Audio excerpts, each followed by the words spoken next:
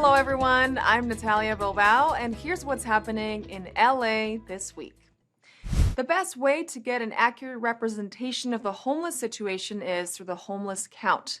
This, in turn, will determine how much funding the state and Los Angeles in particular receives to help people get off the streets. Our city leaders are urging Angelinos to volunteer for this year's homeless count. Thank you for joining the Greater Los Angeles Homeless Count. The count is how we seek to obtain as correct a picture of homelessness in our region as possible. This is a city, county, LASA, and community effort, and it's another example of locking arms to focus on this crisis together, as we must do each and every day.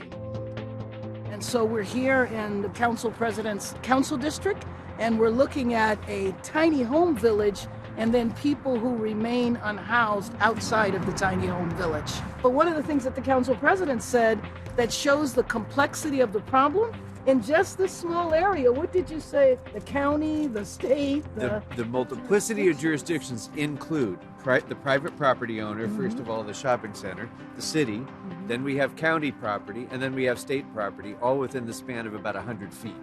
And so whenever we try to do a cleanup or outreach or anything relating to the unhoused here, it takes a lot of coordination of a lot of different agencies to try to be effective at all. And this is a perfect example of why you have to have a whole of government approach and why every level of government needs to be in sync, on the same page. And that's what we've been doing for the last month, is aligning everyone. I mean, the smartest thing that has been done is declaring it a state of emergency, because that kind of speeds up everything and cuts through a lot of red tape, and we have a lot of red tape.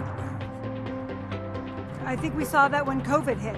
Yes. We responded as a city, as a nation, so quickly, but here in Los Angeles, it was extraordinary what we were able to do because we had the pandemic. We had a health crisis in the middle of a homeless crisis, and the resources that came to our region were like we had never seen before. I know LA Family Housing alone was able to move hundreds of people indoors, 750 people inside in a matter of 4 weeks, because we treated it like the crisis it was. And fortunately, our mayor and our council leadership, together with our county, are now responding to homelessness in the crisis as the crisis it is.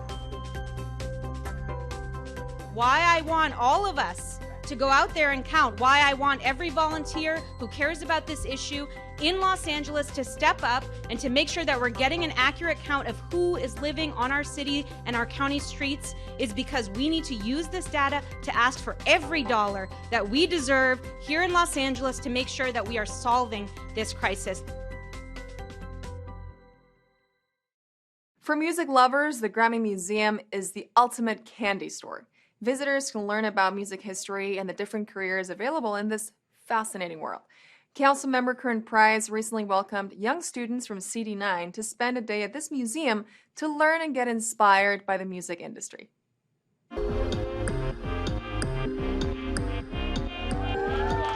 Welcome to the Grammy Museum. This is pretty cool. Look.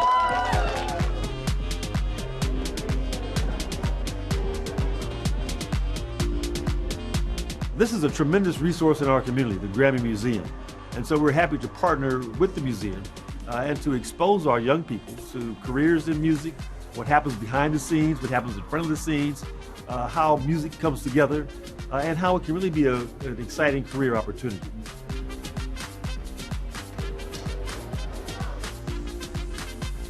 It's been tremendous. We've had a chance to expose a number of our schools to this opportunity. We're excited about creating an ongoing collaborative relationship that provides not only opportunities here in the museum, but also opportunities in the classroom. And so that's what we're working closely with the museum on, creating a relationship that will benefit our kids and our community.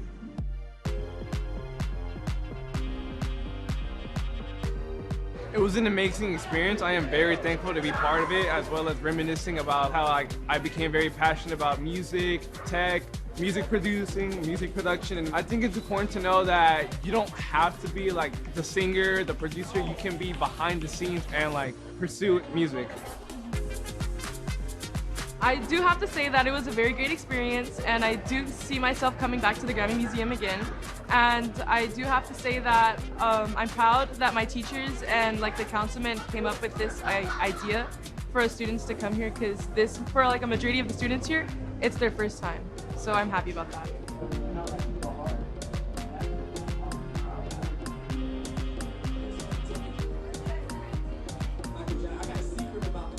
Parents enjoy coming, the teachers, staff, as well as students. The word is spreading that this is an exciting program to be a part of. And so we're happy to, again, be able to expose our youth to it, to learn, to grow, and to become more proficient in the arts.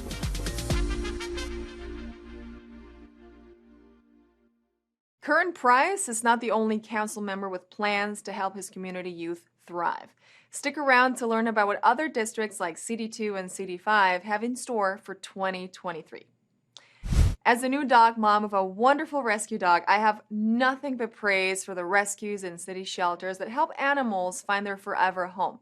The South LA Animal Services Shelter holds playgroup rockstar events where people looking to adopt or foster dogs can come and see their future furry friend's personality on full display. Check it out.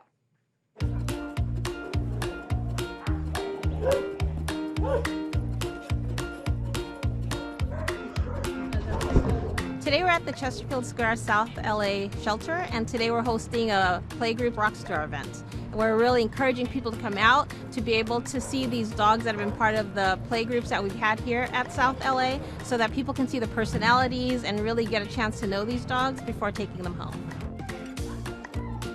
This event is different than a lot of the other events that we hold here at Los Angeles Animal Services because we are actually involving 3 different shelters. We have Paws for Life as well as one of the county facilities. So LA County is actually the largest shelter in the country by the volume of dogs that they take in every year. So being able to get the 2 giants of LA City to work together is really fantastic. We cut adoption fees and a lot of other things at all of the facilities, not just the 3 that we're showcasing in these events. And we're really just trying to engage the public. We have a lot of free stuff to give away. Part of the job is that we can talk to the public about exactly what they're seeing, the different behaviors. There are so many dogs that are in these really stressful conditions that may not look so good in the kennel, but are really, really fantastic dogs. And we have so many to choose from, so many wonderful dogs, different breeds, sizes, ages. Really, there's something to choose for everybody. So come on down to the shelter, check it out, and it's a good time.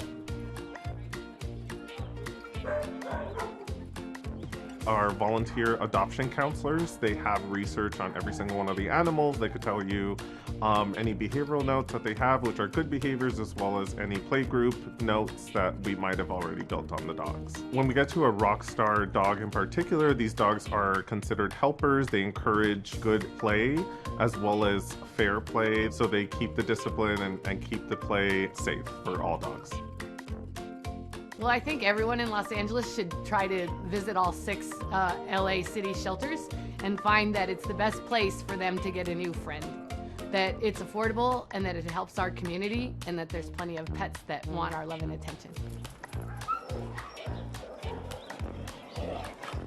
You know, we're really encouraging people to adopt. However, if you're not able to adopt, you can also foster. When you foster from us, you get a crate, the dog bed, the food, and basically all the things that you need to be able to foster the animal. And what that does is it gives the dog a chance to enjoy a break from kennel life, so you can foster a dog for a weekend, a week, or even a month.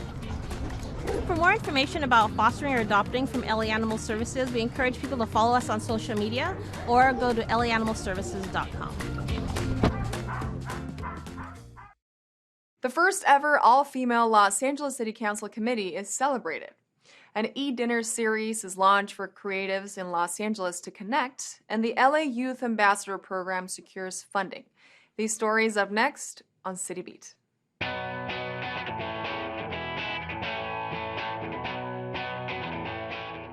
The Los Angeles City Council made history on January 25th, 2023 with the first ever all-female council committee. The Transportation Committee, chaired by Council District 10's Heather Hutt, includes council members Park, Hernandez, Rahman, and Yaroslavsky.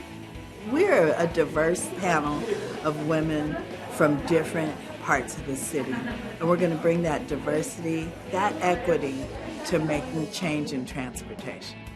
Before the first meeting in the John Ferraro Council Chamber, the 5 members held a photo op to commemorate the occasion. Council President Paul Krekorian, who sets the committee assignments, noted his pride in the first all-female team in LA's 242-year history. For more info on council committee meetings and how Angelenos can get involved, visit clerk.lacity.org/calendar. The City of Los Angeles Department of Cultural Affairs launched a new topic-based professional networking program aimed at creating better connections for art workers. The e-dinner series for Creative Workers Exchange will build networks through listening, learning, and exchanging insights with industry peers. Creative cohorts include themes such as art therapists, museum and gallery workers, outdoor festival producers, and youth media jobs. DCA's e-dinner series for Creative Workers Exchange is a pilot program in coordination with the nonprofit organization Arts for LA. For more information, or if you'd like to get involved in the e-dinner series for Creative Workers Exchange, contact mauna.benboaza@lacity.org. LA City Councilwoman Monica Rodriguez announced that federal appropriations funding has been secured for her LA Youth Ambassador program. The 9-month citywide pilot program will provide paid work experience to low-income college students who will help combat youth homelessness. Labeled as a peer navigator program, it will provide 30 students with $1,000 monthly stipends to work part-time while in college full-time.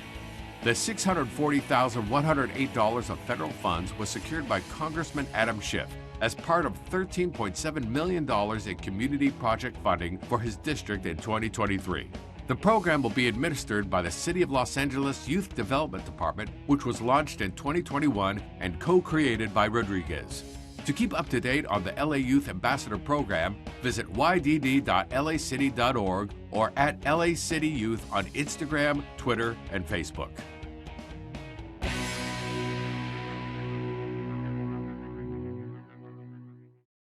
This year's national theme for African American Heritage Month is Black Resistance, which focuses on the resilience of the African American community. On its 6th annual celebration, the Los Angeles Black History Month Festival will include different activities and events celebrating people who've made an impactful contribution in this community. Take a look. We have a series of activities for the 2023 African American Heritage Month celebration this year, both virtual and in person. This year, the national theme of African American Heritage Month is Black Resistance, a struggle, a fight to become a part of the American dream like everyone else. We have the roundtable discussion that kicks off the celebration, as well as we have opening ceremonies where we're honoring both living legends and Hall of Fame recipients, as well as we will have an evening with authors for those who have written books to tell their stories. And for those small business owners, we will have a strategic matchmaking event. We are honoring actor, singer, director, producer Ice Cube. We are also honoring Marilyn McCoo and Billy Davis Jr. They are the original members of the Fifth Dimension. Erica Campbell, who is the member of the contemporary gospel duo Mary Mary. We are honoring Eric Holder, former Attorney General of the United States, who fought voting rights barriers. We are honoring Dr. David Carlisle, the president of Drew University, who will be implementing a new medical degree program in the Watts area at Charles Drew University of Medicine and Science. Yvonne Wheeler, who is the first African-American woman to be president of Los Angeles County Federation of Labor, the largest county labor union in the United States. And finally, we're honoring the Honorable Herb Wesson, who was the first African-American president of Los Angeles City Council. We are proud to be Americans. We are proud to stand up to fight for that which is indelibly ours. That's what Black resistance means in the context of our celebration and our discussion. You can call 213-978-0254 to get further information on any of the activities that I have talked about today. People can go to their local library in the city of Los Angeles to get additional information. African American history is not just history for African Americans, it's American history. To know more about all the activities at the Los Angeles Black History Month Festival, visit lablackhistorymonthfestival.com. As council president and representative for Council District 2, Paul Krekorian is committed to improving the quality of the lives of his constituents. 2023 will see more progress in the area of permanent supportive housing in his district, as well as other improvements in affordable housing and public transport. Check it out.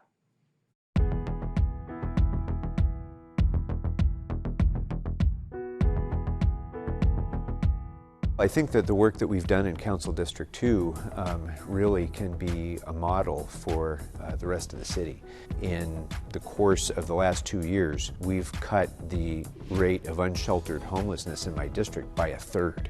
And we did that by building 5 brand new temporary housing facilities, 3 tiny home villages, 2 shelters. We've had Project Room Key projects, Project Home Key projects. Now in the coming year, we'll have about 200 units of permanent supportive housing that'll be completed by the end of this year. We've made some great progress in Council District 2 in many respects. One of the big projects that's upcoming will be our District NoHo project, a development that'll happen right on the Metro portal for the North Hollywood station. It's over $1 billion of investment in the community, creating over 1,300 units of housing and retail and entertainment, 300 units of affordable housing right on top of the transit station. So that's going to be a very big project that we're going to be moving forward. For many, many years, the San Fernando Valley was, if you'll excuse the expression, left at the station. Now we see lots of progress being made on major investments, including the East San Fernando Valley Light Rail line, which we already did the first groundbreaking on, and progress will be continuing there. We're closing the gap on the Chandler Bike Path, so we'll have east-west bicycle backbone that services the entire San Fernando Valley. We're also making improvements to the Orange Line to increase speed and reliability there. So all of these are things that are going to be of great benefit to the people of the East San Fernando Valley, but also the entire county of Los Angeles. We have had this infusion of new leadership, 5 new council members, 3 new citywide elected officials. We really have an opportunity to push the reset button and create a new kind of leadership for the city of Los Angeles. And as the council president, I'm part of that. But it really is something that the entire council is embracing, as well as our other citywide elected officials. So I'm really excited that this gives us an opportunity to advance the city forward, to regain the public's confidence in their city government, and to really begin to achieve some major accomplishments for the city of Los Angeles as we emerge from this time of COVID and economic downturn into a brighter future for Los Angeles.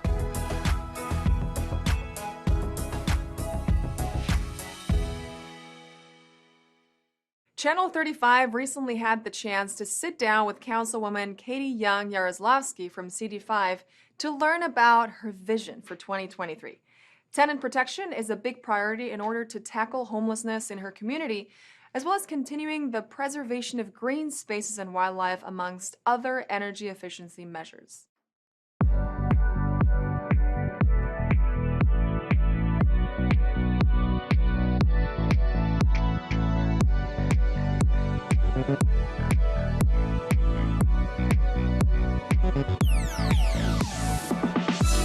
There are a couple of big priorities that we want to focus on this first year. I think the most important job of a council member is to provide excellent constituent services. I think so much of the reason people have lost faith in government generally is because they see government as being far away and non-responsive. And so even though the 5th Council District geographically is kind of far away from downtown LA, it shouldn't feel far away, right? People should feel like City Hall is accessible. So we're really going to be prioritizing that. The second big thing is priority is around homelessness. We need to slow the rate at which people are falling in, because right now more people are becoming unhoused every day than we're getting off the streets and connected to housing and services. And so focusing upstream on homelessness prevention through strengthening tenant protections, building more affordable and workforce housing, keeping people housed. The flip side of that is the people who are already on the street. We've just finished hiring a street engagement team who will be out on the streets every single day working with our service providers and our communities to connect our unhoused neighbors to housing and services. Council District 5 doesn't have a lot in the way of interim housing, so my team is going to be focused on finding new sites that we can develop for permanent supportive housing, master leasing existing buildings because we need a place for folks to go. We need to connect them to housing. Tenant protections are incredibly important.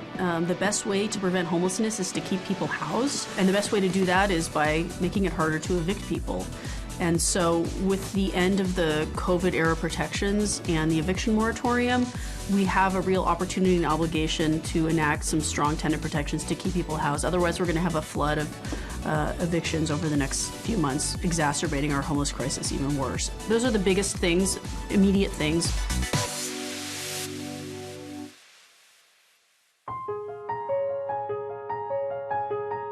We're going to do a lot of good work around climate and sustainability and really making healthy, livable communities. That's reflective of the committees I'm on as well. And so thinking about how we can use smarter land use planning, smarter transportation policy and planning to create vibrant, diverse, equitable, walkable, green, healthy neighborhoods across Council District 5. The Santa Monica Mountains are a gem of Los Angeles, and we're fortunate to have a big chunk of the Santa Monica Mountains in District 5. One of my first jobs actually in law school, I worked at the Santa Monica Mountains Conservancy. So for me, preserving our open space of what remains of it is really important, and being strategic about how we make sure there's connectivity. With the death of P22, I think it really brought home for a lot of people that we need to be doing a better job of preserving what we have. And so there's a wildlife ordinance that's making its way through. We're going to be voting on that at the council in the next couple of weeks. I'm really excited about that. It provides a good balance between what works for the neighbors up in the hillsides and making sure wildlife has a place to move around. Building more parks, more open space, shade trees is not only good for people, but it's also good for birds and wildlife.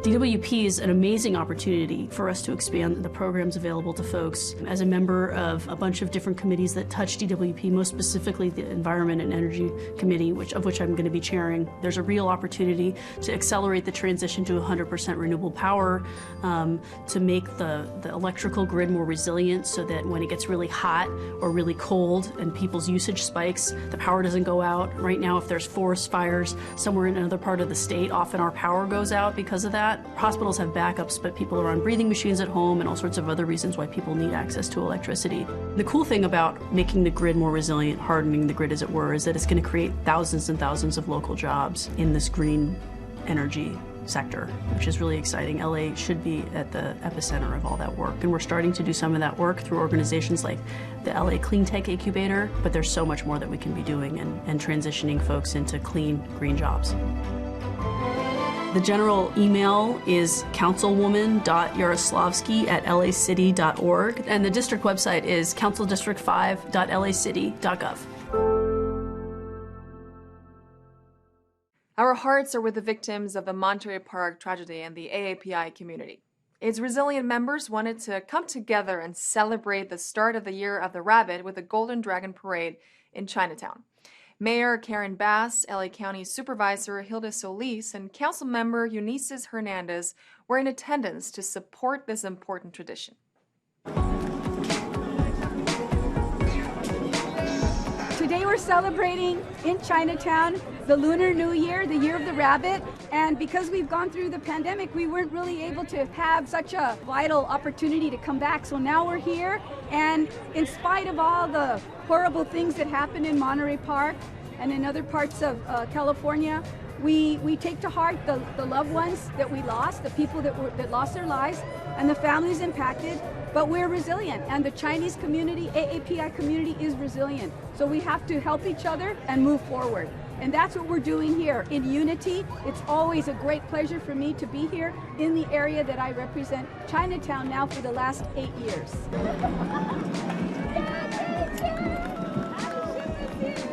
We're here with electeds from all over the state, from the assembly down to the city council and the county. We're here to stand in solidarity with our AAPI communities and to celebrate some joy. I know that we've gone through a lot of pain recently in the last couple of weeks, but we're here to celebrate together, to be in solidarity, and to experience a little bit of joy here in Chinatown. Happy New Year! Thank you. Happy New Year! It's so important for our communities to stay on track. This is a tradition for generations, and it's important that it continue. There we go. All right. Happy New Year. I'm proud to have nearly 100 Los Angeles police officers, many of them from Asian American Pacific Islander descent, that are here also showing, as part of this parade, their partnership, their kinship with the Chinese American community here in Los Angeles. We look forward to having a wonderful event here today. We hope that everyone comes out and enjoys it, and I'm excited to be part of it. Happy New Year! Happy New Year! You know, many of our shop owners in Chinatown, Monterey Park, and other parts of LA County have suffered during the pandemic. We need to really grab hold of our small businesses and help support them, because for many of them, this is the biggest month when they sell their goods and food, and we need to continue to go and patronize them. So do that here in Chinatown. Do it in all the enclaves where we are celebrating Lunar New Year.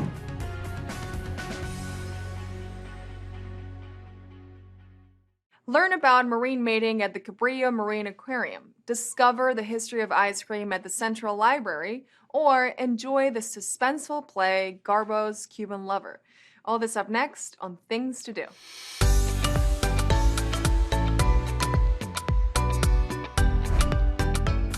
Get into the Valentine's Day spirit at the Cabrillo Marine Aquarium with dinner and a behind-the-scenes look at how sea creatures meet, mate, and raise their young. This is a unique, family-friendly opportunity to learn about marine life and participate in fun activities and demonstrations. A special Sea Slug Love Talk will be given by Cal State LA Marine Biology Professor Patrick Krug. You'll then dive into the love lives of some of the aquarium's favorite animals with Cabrillo Marine Aquarium staff members. This exclusive after-hours event is open to the public, with aquarium members getting a discounted rate of $10. Birds and Bees Under the Seas takes place Friday, February 10th at 5:30 p.m. To register or learn more, visit CabrilloMarineAquarium.org. The LA Public Library wants you to experience the ancient, delicious history of our most refreshing dessert, ice cream. Aristocrats and emperors enjoyed desserts made of snow, but how were they made and transported in an era before electric refrigeration? What are the differences between the many forms of frozen desserts? Have our palates changed through the years? Ice cream historian and author Valerie Campbell answers all those questions in this fun family event. Author of the story and recipes of Valerie's Cat Ice Cream, Campbell is a professional film and TV costumer with a passion for history and frozen treats. Join her live and in person on Saturday, February 11th at 10:30 a.m. at the Mark Tabor Auditorium in the Central Library. For more info, check out lapl.org/events. LA's Department of Cultural Affairs invites you to Casa 0101 Theater for Garbo's Cuban Lover. This suspenseful dramedy explores the glamorous and secretive lives of Hollywood's golden age. Greta Garbo, Marlene Dietrich, and their love affair with the enigmatic Mercedes de Acosta. Greta Garbo's letters to the woman who claimed to be her love were placed under seal. That is, until Mercedes de Acosta gifted them to the Rosenbach Museum in 1960 on the condition that they would not be opened until 10 years after the death of the actress. Garbo's Cuban Lover, a play by Odalis Nanin, runs through Friday, February 25th at Casa 0101 Theater. For more information about the event, log on to casa0101.org. And that's a look at some things to do.